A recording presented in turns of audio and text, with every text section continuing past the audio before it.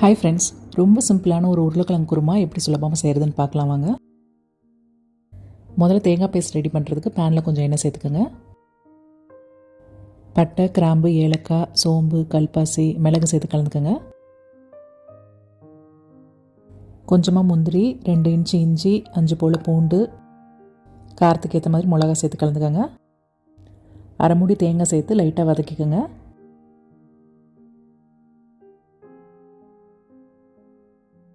நல்லா ஆறினதுக்கப்புறம் திக்கான பேஸ்ட்டாக அதை அரைச்சிப்போம். மசாலா ரெடி ஆகிடுச்சு. இப்போ குருமா செய்கிறதுக்கு பேனில் கொஞ்சமாக நெய்யும் எண்ணெயும் சேர்த்துக்கோங்க. எண்ணெய் காஞ்சதும் ஜீரகம், பிரிஞ்சி இலை, புதினா இலை சேர்த்து வதக்கிக்கோங்க. சின்ன வெங்காயம் 1 கப்பு சேர்த்து நல்லா வதக்கிக்கலாம்.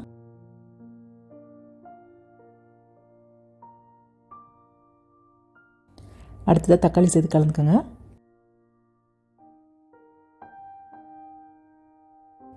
வெங்காயம் தக்காளி நல்லா மசிஞ்சது. இப்போ மசாலா பொருள்லாம் சேர்த்துக்கலாம். 1/2 டீஸ்பூன் மஞ்சள் தூள், 1 டீஸ்பூன் மிளகாய் தூள், 1 டீஸ்பூன் மல்லித்தூள், தேவையான அளவு உப்பு சேர்த்து கலந்துக்கோங்க.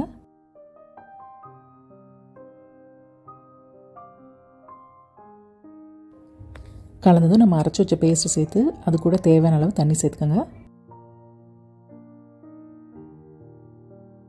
ஒரு 2 நிமிஷம் கொதிச்சதுக்கப்புறமா நம்ம உருளைக்கிழங்கு சேர்த்துக்கலாம். கலந்துட்டு மூடி போட்டு ஒரு 2 விசில் ப்ரெஷர் குக் பண்ணிக்கோங்க. ப்ரெஷர் இறங்கிருச்சு. ஓப்பன் பண்ணி பார்க்கலாம். நல்ல வாசனையாக இருக்குது. கொத்தமல்லி சேர்த்துக்கோங்க. இது கூட நீங்கள் சோயா மற்ற காய்கறிலாம் சேர்த்து பண்ணலாம். ரொம்ப நல்லாயிருக்கும்.